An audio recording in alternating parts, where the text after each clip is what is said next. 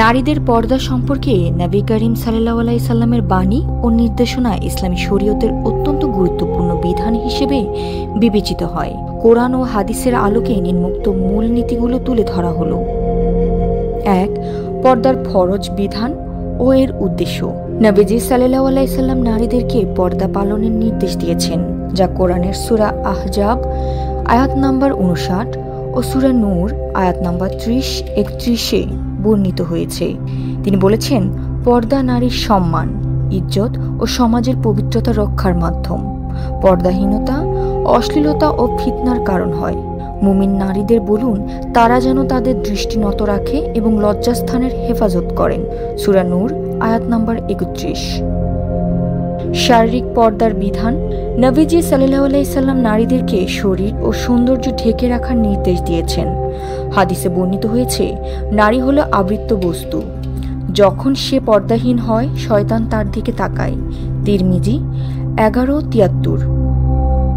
ফাতিমা রাদিয়াল্লাহু আনহুকে জিজ্ঞেস করা হলে তিনি বলেন, নারীর জন্য সর্বোত্তম হলো কোনো পরপুরুষ তাকে না দেখা, যা নবীজি সাল্লাল্লাহু আলাইহি সাল্লাম সমর্থন করেন।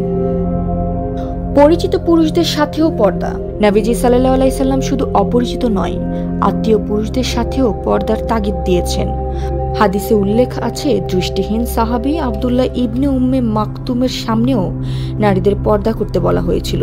এর মাধ্যমে বোঝা যায়, পর্দা শুধু দৃষ্টির সীমা নয়, সামাজিক সম্পর্কের সীমানাও নির্ধারণ করে। পর্দার সামগ্রিক ধারণা। পর্দা কেবল পোশাকের বিষয় নয়, বরং আচরণ ও চলাফেরার মাধ্যমেও প্রকাশ পায়। নবীজি সাল্লাল্লাহু আলাইহি সাল্লাম বলেছেন, নারীরা যেন জোরে পা ফেলে হেঁটে তাদের গোপন অলংকারের শব্দ না শোনায়। সূরা নূর আয়াত নাম্বার ৩১। পরপুরুষের সাথে অপ্রয়োজনীয় কথোপকথন ও মেলামেশা নিষিদ্ধ করেছেন। পুরুষের দায়িত্ব ও পর্দা। নবীজি সাল্লাল্লাহু আলাইহি সাল্লাম পুরুষদেরও দৃষ্টি সংযত রাখার নির্দেশ দিয়েছেন। মুমিন পুরুষদের বলুন তারা যেন তাদের দৃষ্টি নত রাখে। সূরা নূর আয়াত নাম্বার ৩০। পুরুষের পর্দা নারীর চেয়ে ভিন্ন, যেমন নাভি থেকে হাঁটু পর্যন্ত ঢাকার বিধান। পর্দার আধ্যাত্মিক ও সমাজগত তাৎপর্য। নবীজি সাল্লাল্লাহু আলাইহি সাল্লাম পর্দাকে ঈমানের অংশ হিসেবে উল্লেখ করেছেন। তিনি বলেছেন, পর্দা অন্তরের পবিত্রতা বাড়ায়। সূরা আহজাব আয়াত নাম্বার ৫৩ এর ব্যাখ্যায়। এছাড়া পর্দাশীল নারীকে সম্মানজনক পরিচয় দেওয়া হয়, যা তার নিরাপত্তা নিশ্চিত করে। ঐতিহাসিক প্রেক্ষাপট ও বাস্তবতা।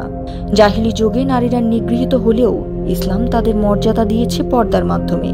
নবী করিম সাল্লাল্লাহু আলাইহি সাল্লামের যুগে উম্মুল মুমিনগণ পর্দার কঠোর অনুশাসন মেনে চলতেন, যা সমাজে আদর্শ প্রতিষ্ঠা করেছিল।